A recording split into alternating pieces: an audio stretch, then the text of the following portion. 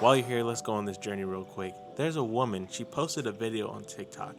She was showing this bean soup recipe, right? And she's going into depth about the garbanzo beans versus pinto beans versus salt and seasoning and all these things, right? She's doing this very in-depth bean soup tutorial. But then you check the comment section and it shows one thing I kind of want to highlight in today's video.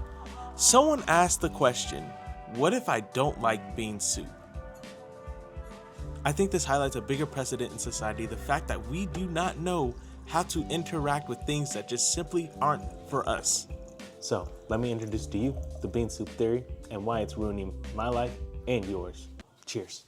Brunch Daddy, Brunch Daddy, whoa. The Brunch Daddy, whoa. The Brunch Daddy, whoa. Welcome back to the Brunch Baddie Wall, where drinks and entertainment are in the house. Subscribing and following, also complimentary. Liking and sharing are like a little tip to let me know I'm doing a good job. Okay, so the bean soup theory is not actually a theory. Like, it doesn't come from an actual school of thought yet. You can't go into Harvard or Yale and find out about the bean soup theory because it's fairly new. I think the bean soup theory coined something that is a phenomenon that's happening on the internet that we haven't necessarily been able to put into words yet, which is the simple fact of interacting with content that just simply isn't for you. And I think because it's become such a norm to do that, we're losing media literacy and a whole bunch of other things like actually living life and experiencing things because you have a negative perspective going into things. I want to help the people though that were watching this video and are already like, whoa, okay, that sounds kind of like me. So I'll give you 3 rules, okay? Number 1, not all content is for you, okay? There's some things, and I'll talk about this later. There's some things that are just going to come across your For You page that just simply aren't for you. Number 2, engaging with content that you don't like is a choice. And you're telling the algorithm that you're making that choice 9 times out of 10, and you're getting more content that you don't like. Number 3, you're not obligated to fix anything. Just because you come across content that's not for you does not mean that you need to comment for them to fix it so that it fits your needs better. Back to the original context, the bean soup video that went viral. So the bean soup theory highlighted something that is happening on the internet world, which is when you come across things you don't like and you run into those 3 rules and ignore every single one of them. For instance, you see a niche hobby or something and someone comments, this is pointless. Now I know what you're saying, Brandon, this is very formal. Like, what's really going on? Can I show you a study that happened? Can I tell you one thing? Algorithms have completely changed what you think you want versus what they want to feed you. You know those sayings like, I built this For You page brick by brick, or you know, you're scrolling on Facebook or whatever and you're like, this is the stuff I want to see. Is it truly what you want to see, or is it what was fed to you? And I asked this question because in 2023, Pew Research Group, they found out that 64% of adults often find that the content that they're being fed, they wouldn't have stumbled across organically.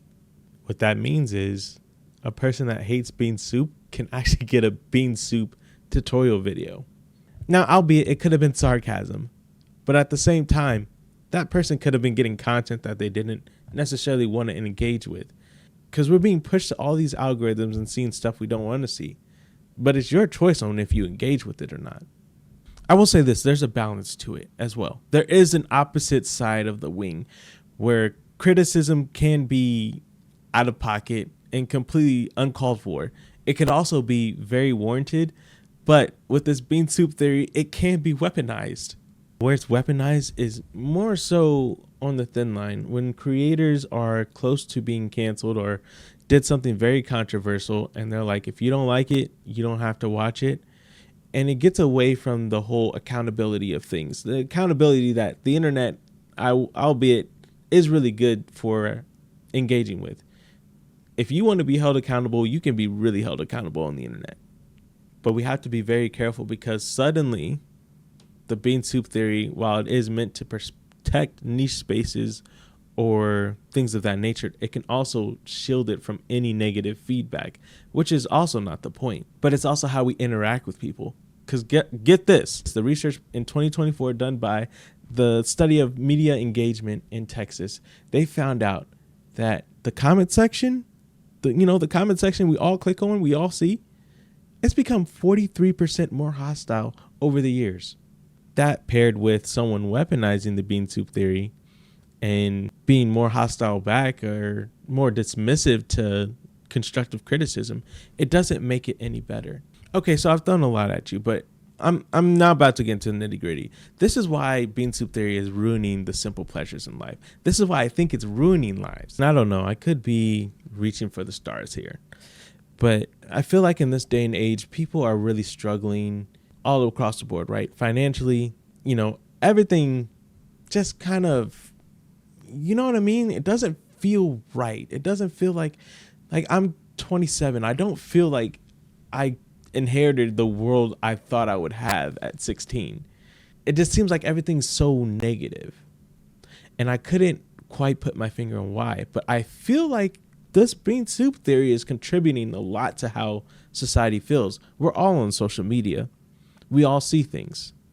So I'll give you a very real example. The Super Mario movie.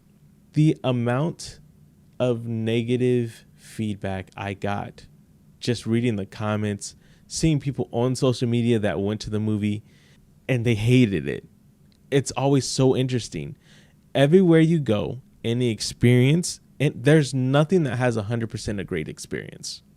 I want you to sit with that for a little bit. Nothing has 100% a great experience. You could look up something and look up bad review and you'll find something. Anything. I promise you. And I think that's what's shaping society low key, and no one wants to call it out.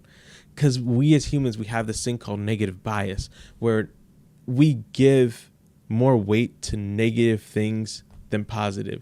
So with the Super Mario movie, if somebody with a positive feedback on the movie, they really like the movie, I guarantee you they have 10 times less views than the person that has a negative mindset around the movie.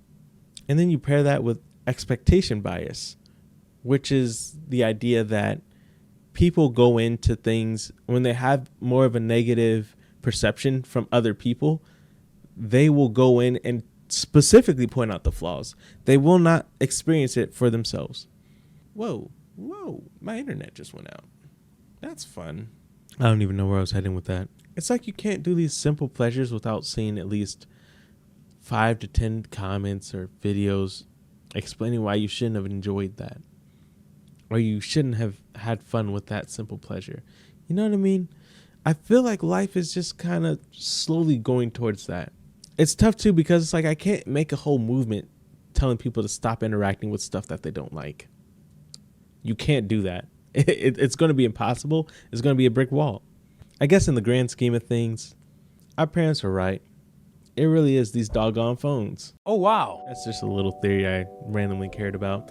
See you in the next video when I cover some other things that are weirdly on the internet because I am chronically online.